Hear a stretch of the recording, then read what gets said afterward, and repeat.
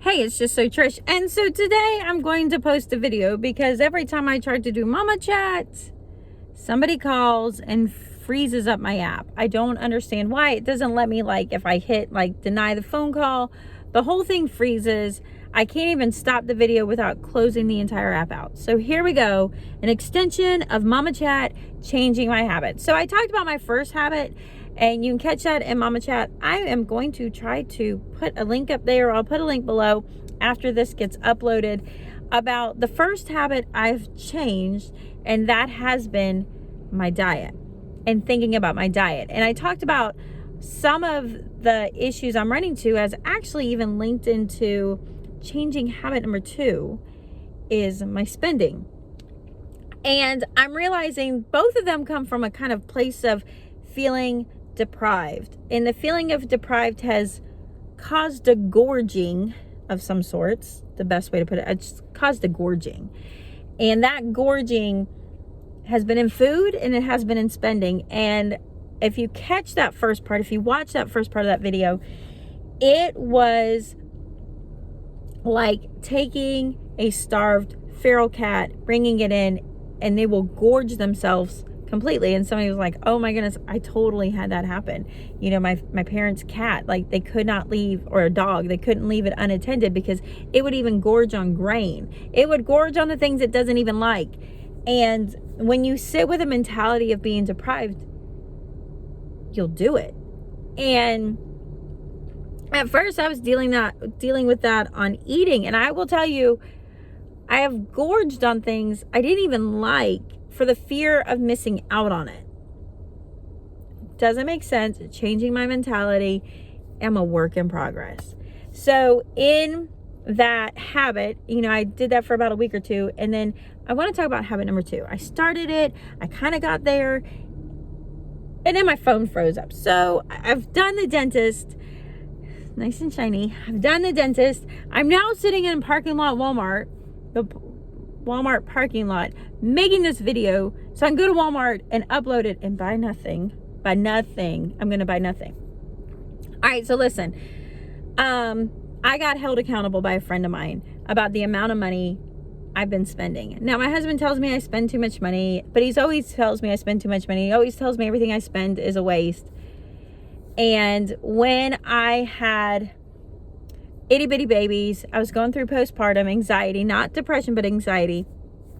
It was overwhelming to do things, and I didn't get the right help, because the right help would have been understanding and dealing with my postpartum anxiety, but nobody saw that. I didn't know I had it. I even went and got professional help, and they were just like, you're not depressed. You don't have postpartum. You're just stressed out.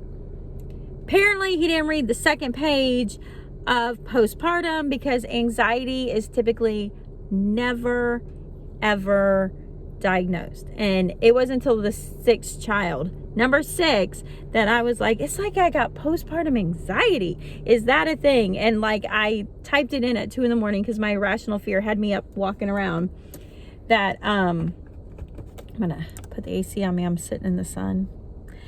But it had me walking around with irrational fear at 2 a.m, and I Googled it, and it was like I hit the slot machine bells and whistles.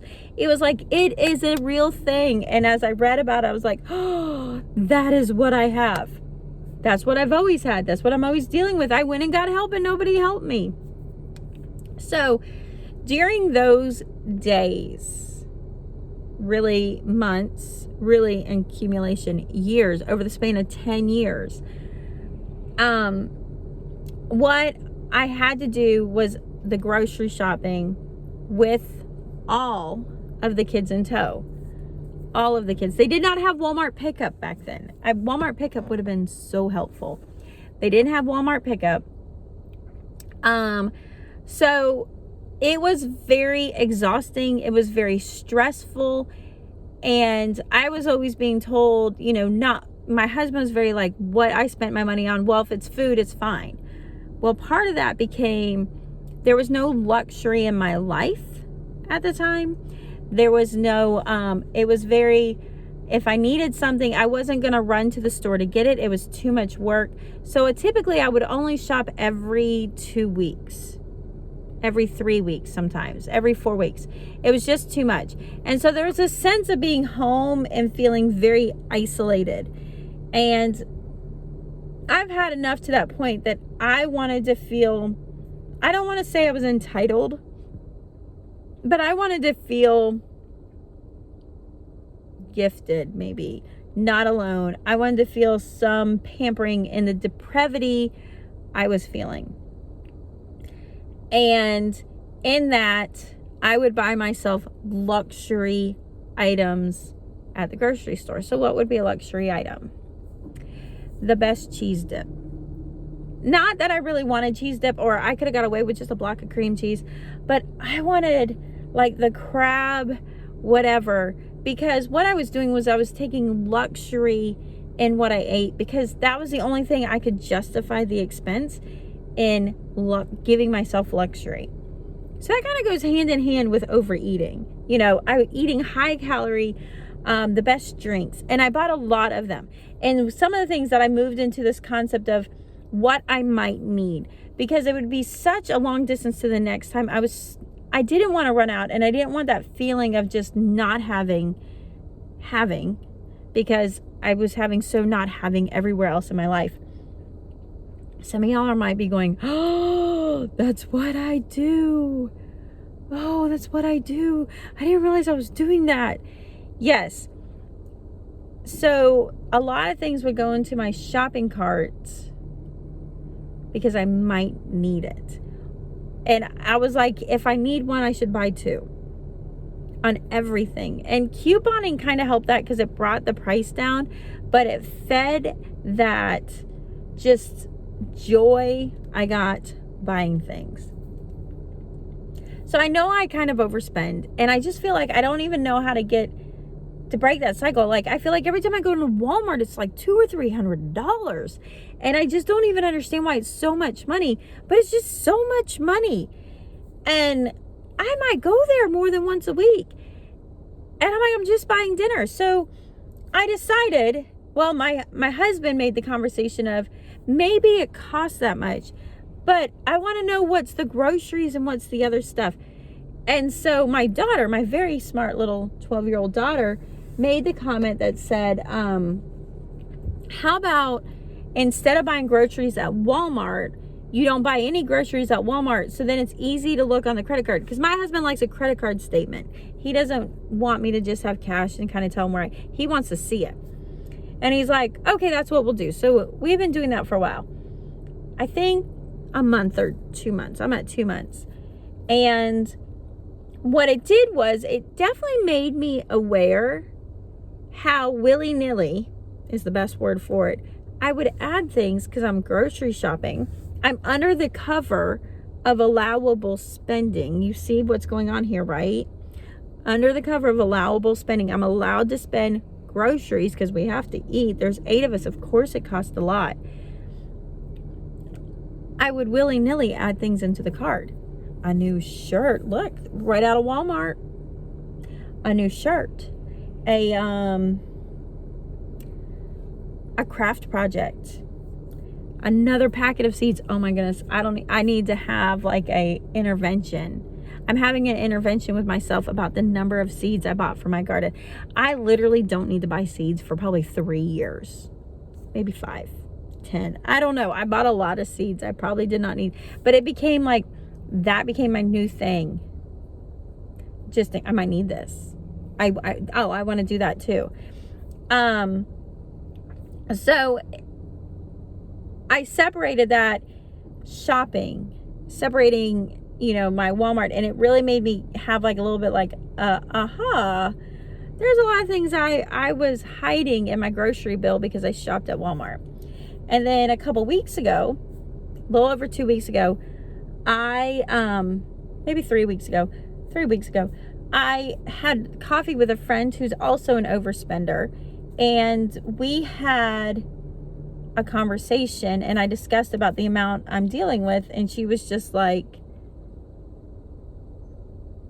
wow, do you realize how powerful your money is that you're spending stupidly? Now, I'm going to tell you something. I cannot stand that word, the stupid word. I feel like it's used and abused way too much for its intent. So I'm saying that as a caveat to say it is very powerful that I will now call the way I've historically spent stupid spending. And we had a little talk about smart spending. And we had to talk about like how much, what do you have to show for the amount that you spent? And I was like, nothing. Walmart clothes. And she made the powerful statement to me that said, and I'm not joshing generic at all because I kind of don't care, but the quality isn't always there. And the statement was made, you could have your kids in quality instead of quantity that doesn't last. And with the amount you're spending, that wouldn't be a big deal. Now, I'm not talking like, bursting out the dresser amount, but you're not stuck to just only affording this. You need to realize you can afford better, and why aren't you buying better? And I was like, I feel like I can't afford anything. So one of the things my husband has done over the years is at the end of the month, he pretty much tells me, how much did I spend a day for that month? How much did you spend? So there's been about a running total, and I'm going to tell you, it's not the high amount. It's more like the running high amount, the consistent high amount. And I decided to myself, I said, I know what that value is, and I am going to spend half. And I had to explain to my husband, because my husband's like, don't spend any money. I'm like, oh, let me rewind. You probably caught it on the mama chat if you already watched that. What my friend explained to me, because she sees a financial counselor, is when you shop in a place of feeling deprived, you spend more versus feeling a place of prosperity. And that was a big clicker, because that's what kind of led me up to where I said so far was I was always shopping in a place of depravity, not always financially, but out of habit of, I don't have time. I don't have energy. I might not have what I need. I won't be able to get back to doing stuff. Those types of habits. And then also the depravity of my husband always saying, we don't have any money. We don't have any money. We don't have any money. And what I realized is by the amount I was spending, oh, we had money. I was just doing a great job spending it. Isn't that just some truth? Just so Trish, candid as always, keeping it real. I'm an overspender. And I'm claiming it because I don't want to live it anymore. And I told my husband, I said, I'm just going to take that number, that my per day expense, and I'm going to cut it in half. I don't know if that's more than enough or not quite enough. And we're going to just see how we do. We're going to see how we do. And another thing that led up to this conversation was there's a big ticket item coming up that I would like to be able to afford. And he looked at me, he's like, if you'd stop spending, you can afford that. And I'm like, oh, well, I don't know if I could really do that. And then being reaffirmed by a friend that said, you're spending more than you need to be spending. I'm like, are you sure? I have 6 kids.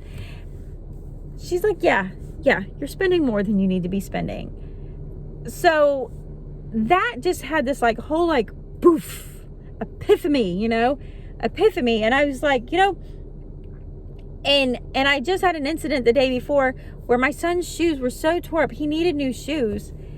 And I'm in Walmart and I'm like, I don't have the time or capacity to find him shoes. I'm coming here. There's nothing wonderful here.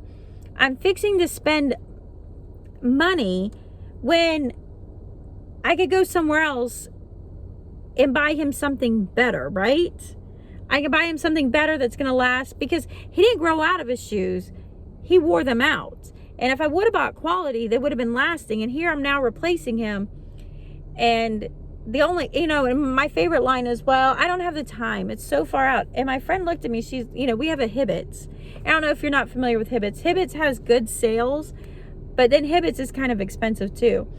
And she's like, by the time you got out of Walmart with everything else you threw in that cart, you could have gone to Hibbett's and bought him name brand shoes that would actually last him until he grows out of them instead of for a few more months. And I was like, oh, you're right.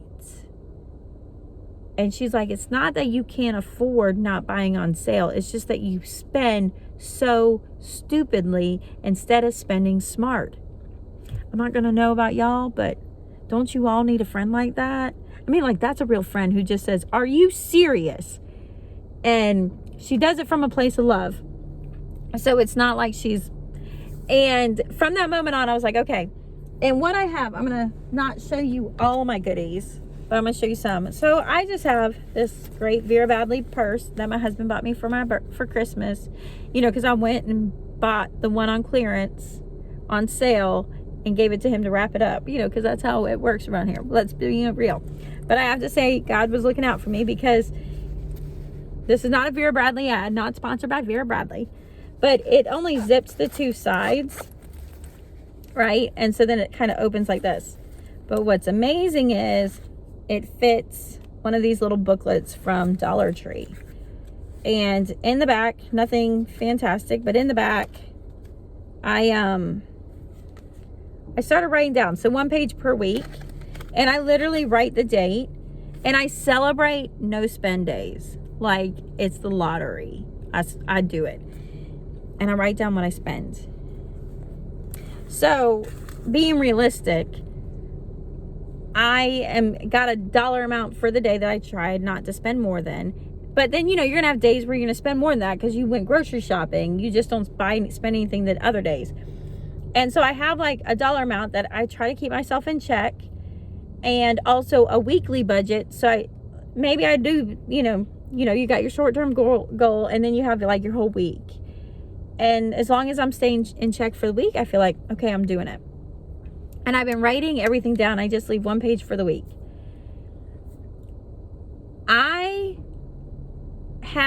I've had some really phenomenal weeks, but some of it too is I've realized I don't want to deal with dinner. I don't want to deal with the clutter in my house. So I'd rather go to Walmart, buy the stuff I shouldn't be buying because I'm slipping it under the cover of groceries, and just start new because I don't want to deal with what I have.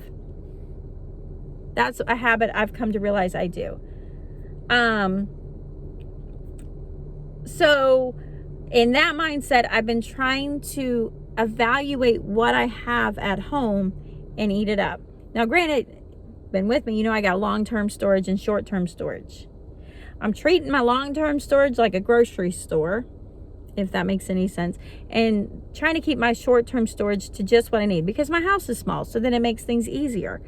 I'm working on that. It's a work in progress, but it's going good. And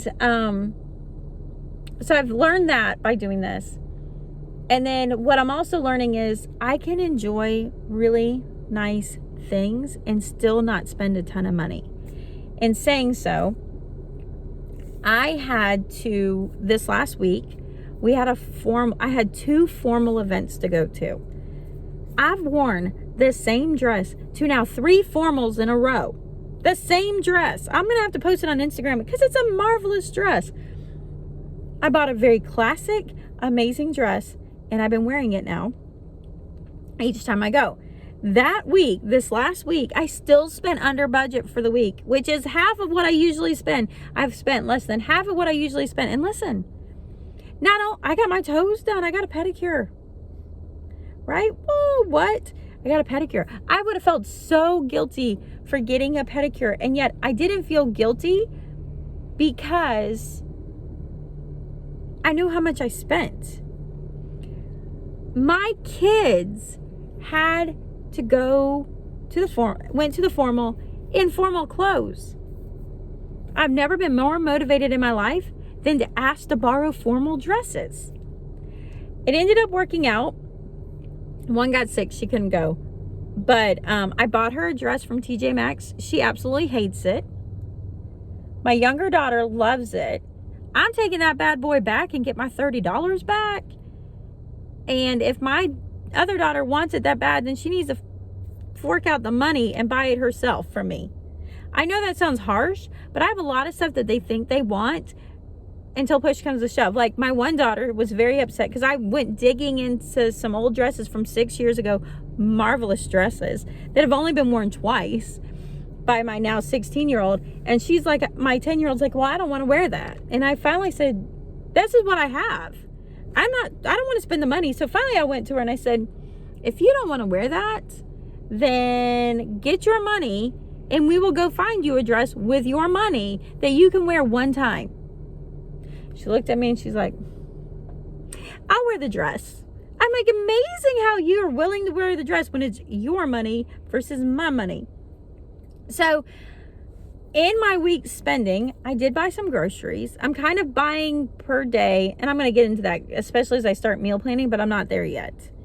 One step at a time. It's like as God provides. You know, I enlighten a little bit more about this, then I'm better about that.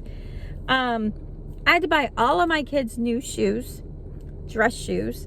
Thankfully, of my 6 kids, 2 I found at Goodwill. Honest to goodness, wonderful shoes. We found at Goodwill at $8 a piece. The other ones cost like $20, $25 a piece. I bought them. I even bought from a small store and not just a big store. Had to do a last minute Marshalls run, so we ran to Marshalls. I had to buy my youngest son a suit, and I had to buy my oldest son pants to wear.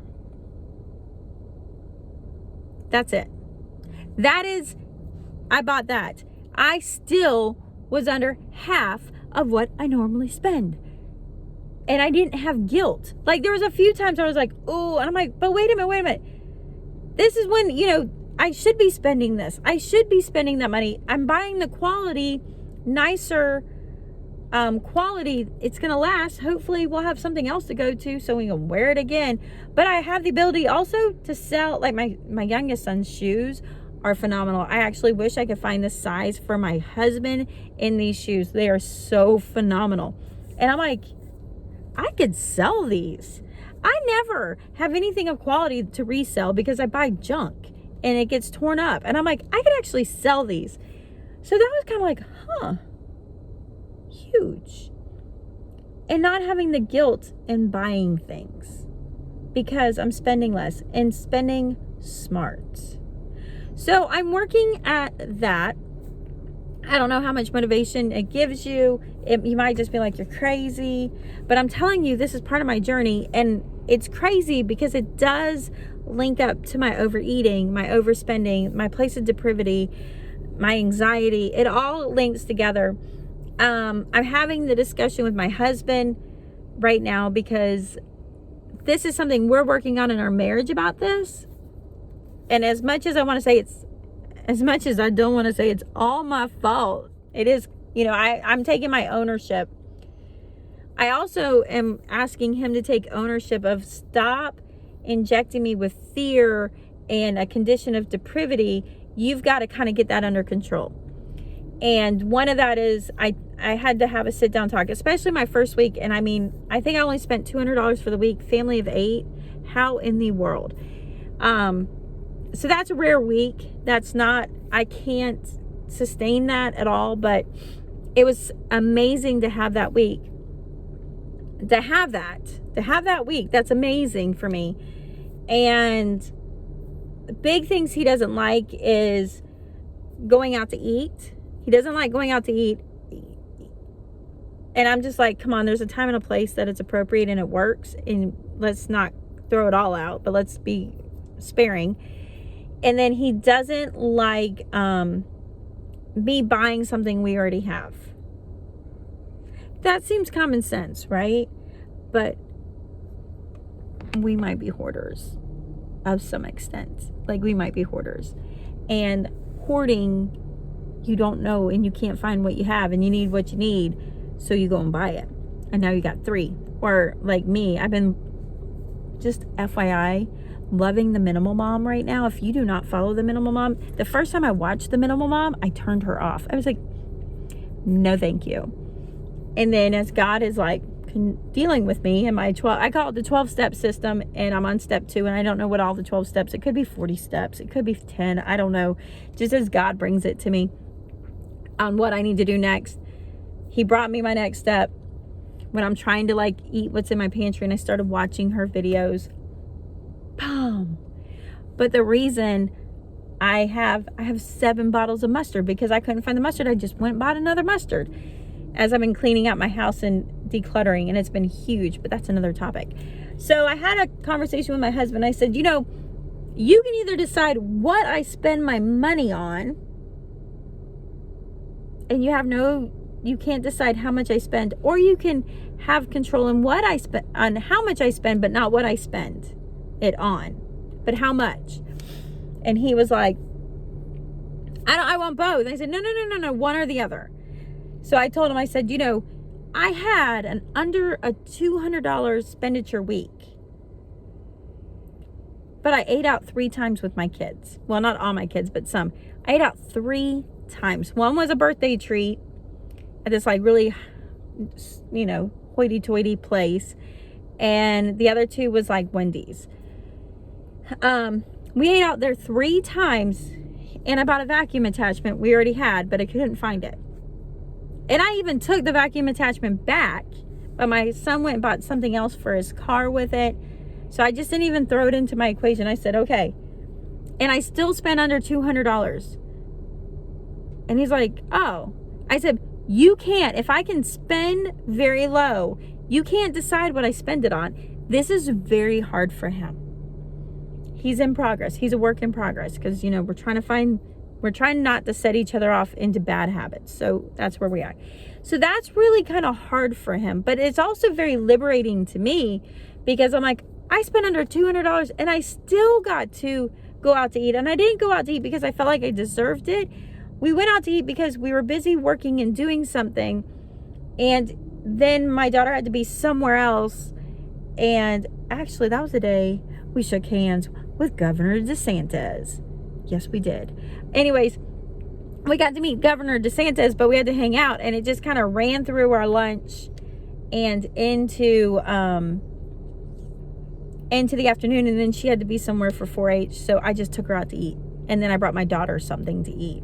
So it wasn't like, hey, we feel like we deserve this, we did it. No, it was fruitful. So anyways, that is a habit I'm working on changing. And what's nice is I'm building goals of like, what am I saving my money towards? And that's the first one. What would be number 2? And number 3 is actually a newer van. I said newer, not newer. But it's also made me go, I don't need to go buy and get a baked potato from Wendy's right now because I don't really want to write that down and I don't want to spend it. And it's made me be more conscious of how I'm spending. And this is like step number 1. But it's allowing me to also bring in new opportunities that I didn't feel like I could afford. And now, because I'm really dealing with my dollars and being conscious of what I'm spending on, I'm seeing that I can. And that's been huge. So I'm sorry that I couldn't combine Mama Chat into something marvelous. I'm glad to make the time to stop and talk to you about it. I hope to bring you in to more of this journey with me, and kind of talk to you later on about where homeschooling's going. But I guess I'm gonna have to do it from the van because mom life, this is the quietest place I have. So I need to be better about that. And I will get with you soon. So I'll talk to you later. If you like this video, give it a thumb. If you're still here, give me a thumbs up. Hit the subscribe button if you've never hit the subscribe button. And tell me where you're at in this journey. Or if this is even a problem for you. You might just be like, you crazy. But you're probably the saver. You probably pay the bills. Yeah, I'm talking to the ones who don't pay the bills and who spend the money. Because, we ain't perfect. We're a work in progress. But we got to buy the groceries. We just got to spend the money smart. So I'll talk to you soon. I love y'all. And as my daughters like to remind me to keep saying, peace out.